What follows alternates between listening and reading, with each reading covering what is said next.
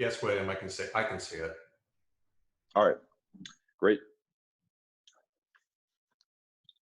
So to kick things off, one of the most common terms that people hear when they hear about blockchain, cryptocurrencies, you always hear about Bitcoin. And when you hear the term cryptocurrency mining, what all these miners are doing is they're providing a service to the Bitcoin network, and that service is data processing. So with Bitcoin, you can see every single transaction that's ever occurred on the network. You can see the public ledger of transactions, and anytime you transact with another person utilizing Bitcoin, that transaction is broadcast to the entire network. And in order for that to happen and for those transactions to continue to get put through, you need the miners to support the data processing of the Bitcoin network. So today, what I'm going to be diving into is telling you a little bit about not necessarily the mechanics behind mining, but how miners are continuously trying to become more and more efficient. The overview of Bitcoin mining is that in the protocol, which you can think of as the rules that govern the Bitcoin network, the policies of how transactions happen, the rules that govern it are abided by the miners. And over time, it gets more and more competitive to earn Bitcoin on the network. And because of this, miners are continuously trying to find more ways to become more innovative, find ways to produce Bitcoin and put through transactions with lower upfront costs and variable ongoing costs. So we've at SAS Mining identified 5 main areas that if a miner really wants to lower their overhead, but make sure that they're supporting the Bitcoin network in a sustainable way, they can implement some of these strategies in this presentation. So without further ado, let's skip that. What are the areas that a miner can optimize? Well, first you have the mining facility design. So when people first started Bitcoin mining, it wasn't these huge data centers that we see today and that a lot of the big firms like Bitmain have. When Bitcoin mining first began, it was just hobbyists on there. You could even mine with your laptops, mining with very little processing power. But as more and more transactions started to hit the Bitcoin network and it started to gain popularity, you started to see miners find ways to innovate and methods to become more and more efficient. Another area that's really important to optimize is energy agreements. And with energy agreements, this is trying to find renewable, sustainable ways to power your mining facility. Also trying to get the lowest electricity cost possible. So how are we going to stay efficient? Next is custody. All cryptocurrency miners are dealing with handling digital assets. So when you're holding Bitcoin, when you're holding Ethereum, there are different types of storage. And as a miner, how are you going to be handling all the digital assets and cryptocurrency that you're mining? And then following that, we have interest and lending. With those digital assets that you're mining, how are you going to improve your business by earning additional cryptocurrency off the crypto you have through lending? And finally, the last area where I believe there's going to be a lot of improvement within the mining sector in particular is utilizing these hedging products that a lot of these exchanges and different companies are starting to offer for cryptocurrency. So first, how do we determine the best mining design? Well, as the industry stands today, you have different types of designs, mainly facilities as well as shipping containers. Now, what happened over time is that people realized that you can run these machines in smaller areas, and that way you don't have to have as large of upfront fixed costs, because it's a lot cheaper to build a shipping container rather than building up an entire facility or data center. So what they started doing was they started putting as many of these miners, these cryptocurrency miners, into shipping containers that would allow them to run and get an operation running at a much lower cost to start. But what ended up happening was that because it was in such a small space, you started to have enormous breakdown of equipment because these machines, they're running 24/7. And because of that, they're generating enormous amounts of heat. And so there was a lot of overheating and equipment started to break. So the miners, they started to think, how do we prevent all of this overheating and breakdown of equipment? And the logical thing to do seems to take that shipping container that's overheating and put it in really cold environments. And so miners started taking these shipping containers, putting them in some very cold areas of the world. And what ended up happening was not what they expected. They expected that the cold air would balance out the hot air in the shipping container and they would be able to invest less money up front and get more mining. But what ended up happening is that the cold air would come in and mix with the hot air, but it was really hard to keep a consistent temperature within the shipping container. So you saw these huge fluctuations in temperature, very high temperature deltas that led to an expanding and contracting of the hardware and even greater breakdown of the mining equipment. So where's the industry today and where's it going? Well, what people started to do after they realized what was happening with the air-based shipping containers is they started trying to submerge the equipment in liquid. And while running it in this liquid-based solution that wouldn't damage the equipment, it would allow the temperature delta to be lowered because it would be less fluctuations in the temperature. It's much easier to maintain a consistent temperature in liquid than it is in air. And because of this, we're seeing some very successful deployments on the liquid cooling side because these miners, although it's a slightly higher upfront fixed cost, you are able to maintain the longevity of your equipment. And it makes a big difference if you're only losing 3 to 5% of your machines due to breakdown rather than in the ballpark of 30%. The other thing that I would like to address on the facility design side is that you have miners that are still trying to adopt different types of data center designs, where you still have redundancy, where the miners aren't going to go down if there's a little mistake in your facility's design, but you'll still be able to get a lot of uptime, and that upfront fixed cost to set up those facilities still makes sense for a lot of people, especially if you're in an environment that's actually not too damaging to the equipment. So you don't have extremely hot or extremely cold temperatures. You can run a very successful air-based system.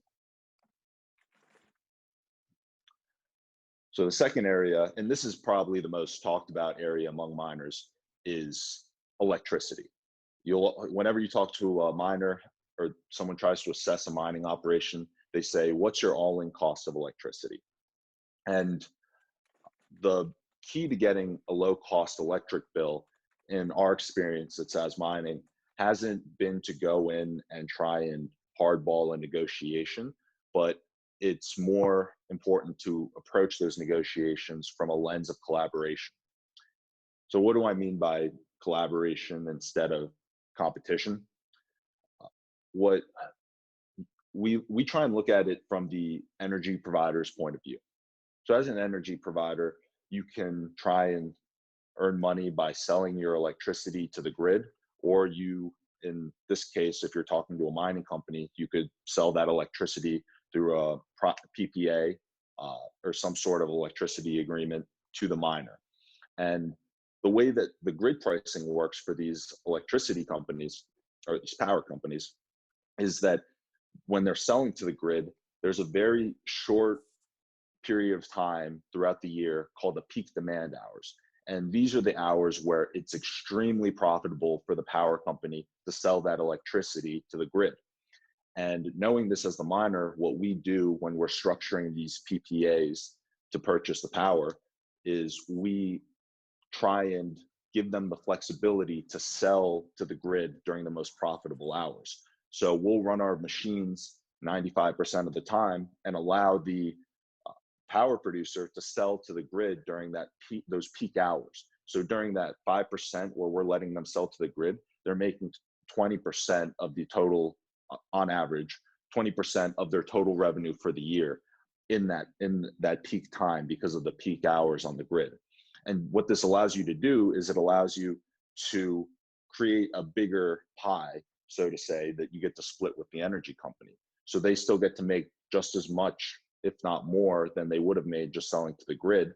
And you, as the miner, get a much better deal on your electricity rate. And it also just leads to a more successful engagement throughout the lifetime of the agreement. Next is custody. How are we going to store all the cryptocurrency that we're mining? Well, with all this cryptocurrency that's being mined, you hear a lot of terms thrown around, like hot storage, cold storage, multi-sig wallets.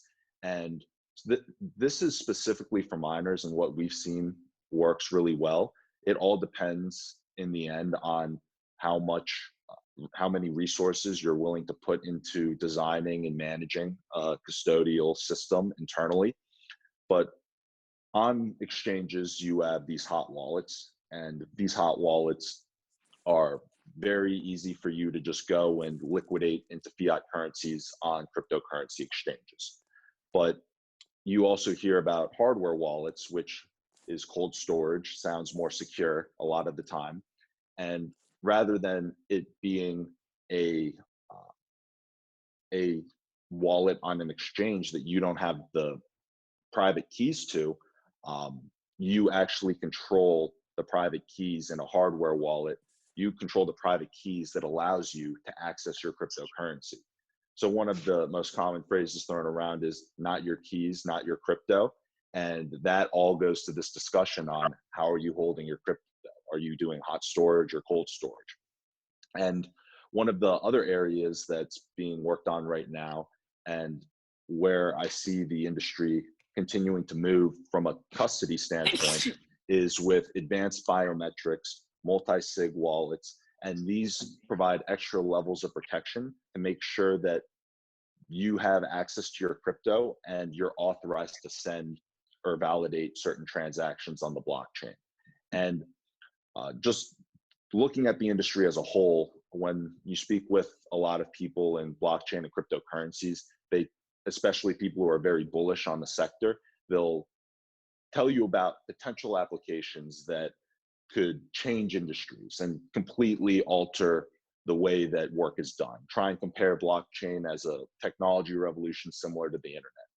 And the way that I view this in the lens of a technological revolution is that we're still in those extremely early days where people have the ideas, but it's all about execution and building those products and building and not thinking about trying to use blockchain for the sake of blockchain, but identifying problems that could benefit from some of the benefits that a blockchain system can provide, like transparency, and immutable ledger, and laws and trust that can be built into a blockchain system.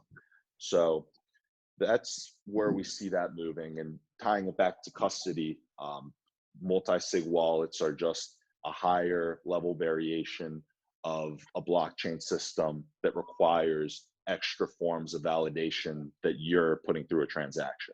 So if I'm trying to send a transaction to one of you on the call and I'm doing it through a multi-sig wallet, then I would have to put through that transaction, and then it wouldn't instantly send. It would be confirmed by one of the other people who's also part of the wallet that I'm sending the money from.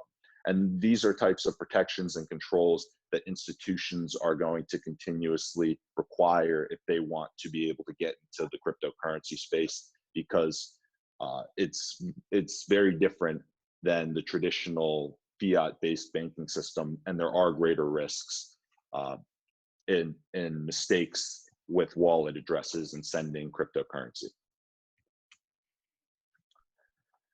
So on to lending, the term DeFi, this is another one that you hear cryptocurrency miners and people in blockchain talk about. DeFi stands for decentralized finance. And you can think of decentralized finance as automated banking that's built into code. So an example would be, I could take my Ethereum, a cryptocurrency, just like Bitcoin, separate protocol. I could take Ethereum and I could automate the lending process with another party who wants to, let's say, transact in a USD stablecoin or whatever it may be. The DeFi options, there are some companies working on these products, and there is daily trading volume on some of these platforms. And a good example is Compound Finance. I'm also good friends with another up-and-coming founder in this space working at Atomic Loans, working with trying to build out a DeFi product. But it essentially is like automated banking, cuts out a middleman, and could gain great adoption if the technology is built properly. But then there are also centralized options that we're seeing a lot more adoption on from not only institutions, but from individuals who don't necessarily want to deal with a decentralized protocol. And a great company, a phenomenal company in the space is BlockFi. And Saz Mining, we're partnered with them. And just as a disclaimer, but they offer easy ways to lend out your cryptocurrency. So let's say that as a miner, we've mined 5 Bitcoin, or just as someone who's purchased Bitcoin on exchange, you got a couple of Bitcoin. You can send it to BlockFi, and BlockFi will pay you interest based on the amount of cryptocurrency that you hold. So for numbers' sake, if I post one Bitcoin. Yep, go ahead. I can eat now. Yeah. So with BlockFi, if you post 1 Bitcoin at BlockFi, they have tiered rates, but you could earn up to 6.2% on your Bitcoin. So at the end of the year, you have over 1 Bitcoin. They pay out that interest in BTC. And this is a great way to earn additional interest on the cryptocurrency that you're not planning on selling.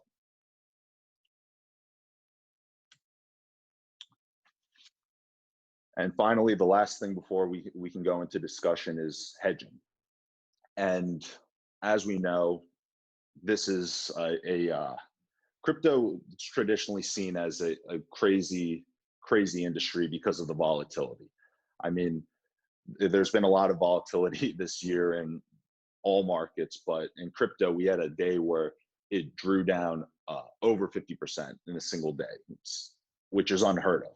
And these are the types of situations that can scare a lot of people who are working in the industry, and also jeopardize operations that don't have the proper controls in place to be able to protect their operations from these types of downturns.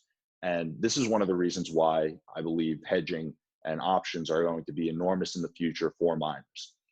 So if we take an example of a option, let's say as a cryptocurrency miner, we want to protect ourselves with a put option. Well, it's great that they have these products out and available for miners now, because if we are a miner and we understand that 6 months from now, we're going to have mined a certain number of BTC, let's say 10 Bitcoin, 6 months down the line. And right now, if the price is at just under $9,000, we want to make sure that if we're bullish and we want to be able to hold the Bitcoin, but if we think that that there's a chance that it could go down, which you always have to plan for, then we want to lock in a certain amount of revenue on that Bitcoin that has not yet been mined. So if we want to be able to lock in a certain price, we can put up the money up front to buy put option that allows us to sell Bitcoin at whatever the price is, let's say $9,000 6 months later down the line. And so 6 months later, if the price shoots up, then we don't exercise the put option. So we did sacrifice a little bit of money up front 6 months prior buying that put option. But let's take another scenario where the price shoots down and we have a huge crash and Bitcoin's trading at $4,000. Well, at that point, we can just exercise our put option that allows us to sell each of those Bitcoin at $9,000. And this is a way that, particularly for miners, I think that it's very beneficial because it protects you from the market force risks. And especially in such a volatile space and early on in an industry, it's important to make sure that you're protecting your cash and you're protecting the company, because in the end, the most important thing is for, in my opinion, for everyone involved in this industry, is for them to support one another and try and lead to the greater adoption and support the building of products in this space. So that's the overall presentation. Actually, one thing that I can do, SAS Mining just released an ebook on that dives into a lot more depth on some of these things that we talked about. And if you want to learn more from that ebook, I will post a link in this Zoom meeting right now. But aside from that, are there any questions that anyone has with the last 10 minutes?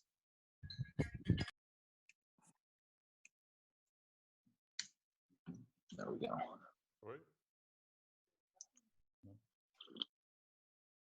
Hey, William, it's Travis. Apologies, my camera's not working. No worries. So this may be a little tiny bit off topic, but going back to the common man and mining, I know that there's technologies that are in the market, for example, to mine on an Android device, right? Those kinds of capabilities and functions won't really bring profit. But do you see any kind of future where a common, everyday person can mine coin for maybe profit or for, token access to be able to spend coin instead of buying it? Well, I think I really do hope that as the industry matures, there's an opportunity for that to happen.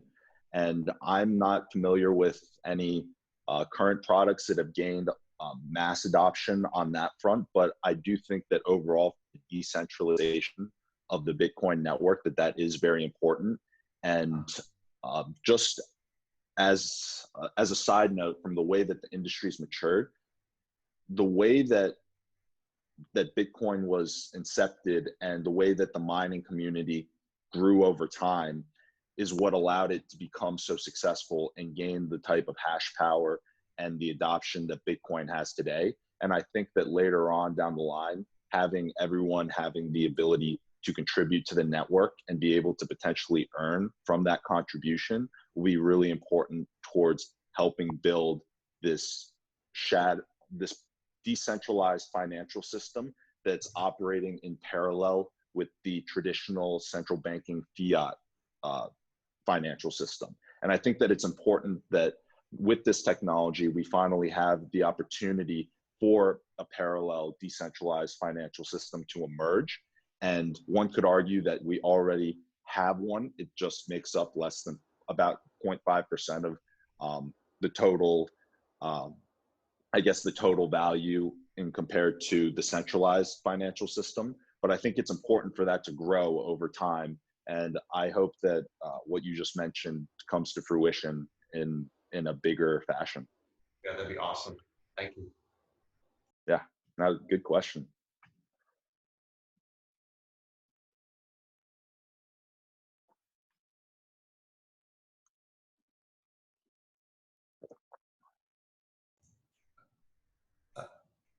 I guess I'll ask another kind of one. So I don't know the regions that well, but I'll say kind of with a bit of confidence, China is still a large area in on the planet for mining.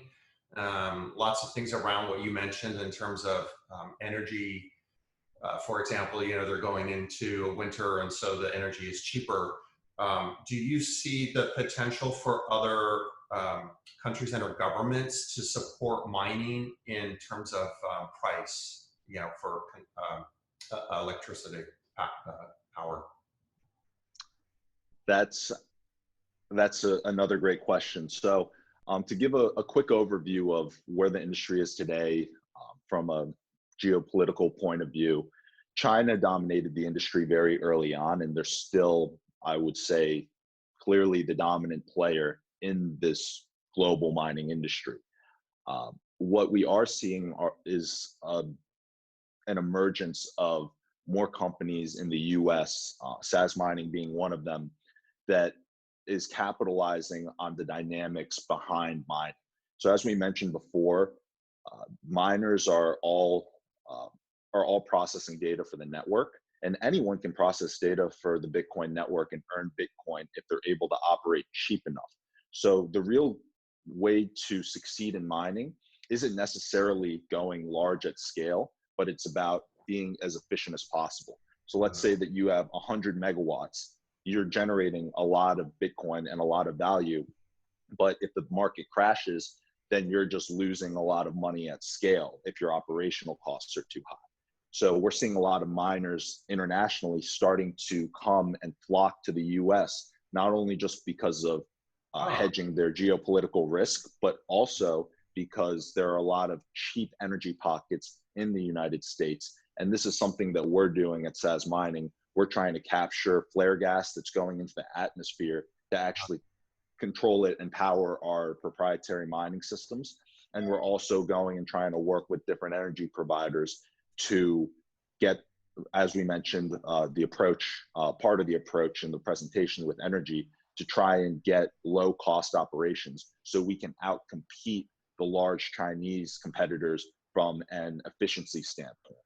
And then going to policy, I was actually just consulting with a person in government from a state that right now is trying to work out their incentive program for the state and their approach towards blockchain as well as cryptocurrency mining.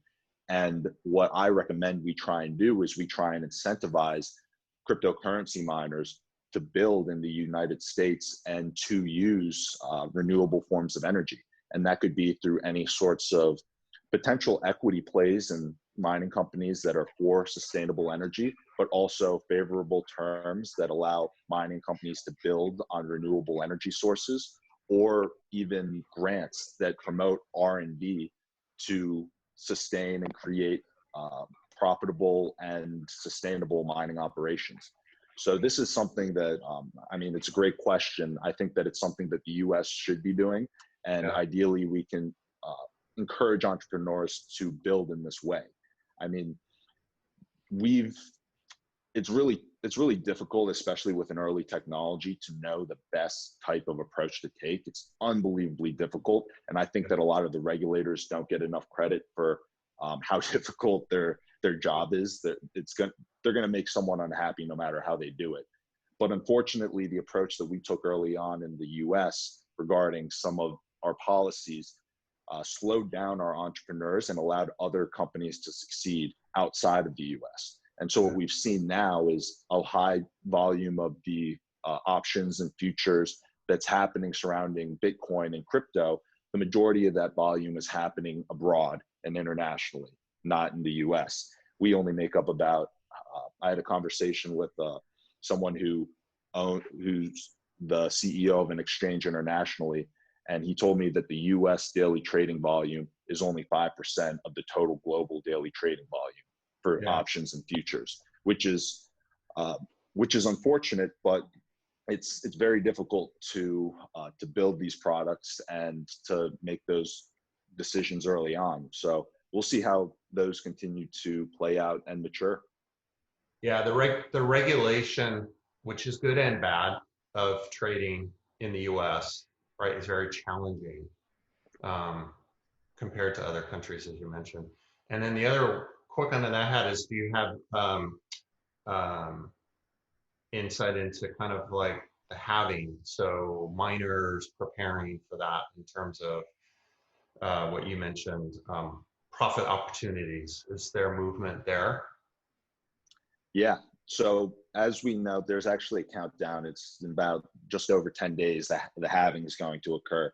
And that's when, just for people on the call who aren't sure what the halving is, it's when the block reward, the amount of Bitcoin being paid out to the miners for processing data for the Bitcoin network, gets cut in half. So right now, every 10 minutes, there's roughly 12.5 Bitcoin being paid out to the miners as compensation. After the halving, there's going to be 6.25 Bitcoin paid out roughly every 10 minutes for that exact same amount of data processing or service to the network. So what I think is going to happen is you have a lot of different generations of hardware on the network currently. We just had the S17s and this next generation hardware come out. So what we're going to see is we're going to see a lot of the less efficient miners get driven off the network, have to go into some form of bankruptcy. They're not going to be able to support their operations with half the Bitcoin payout. And we're going to see that equipment acquisitioned by the most efficient miners globally, who will continue to run them if possible. And because of this, there is obviously going to be a drop or some sort of shakeup in the mining industry with this cut. But I don't think that the difficulty drop in the hash rate is going to be as significant as some people think, because there's still going to be a lot of people globally that are able to run the less efficient hardware. And on top of that, we also have a lot of next generation hardware continuing to come onto the network. So I think that it's just going to be a shakeout of a lot of higher cost miners. And it's also going to be I believe, a catalyst for an improved Bitcoin price, because you have a completely different stock to flow ratio of the asset of Bitcoin. And I think it's going to be tough for miners. It's going to be great for Bitcoin holders, and it's going to be good for the mining industry as a whole, and those miners who are able to operate profitably and in a sustainable fashion. That's great. Thanks, Wayne. Yeah, great questions. Thank you. I think I went over a minute.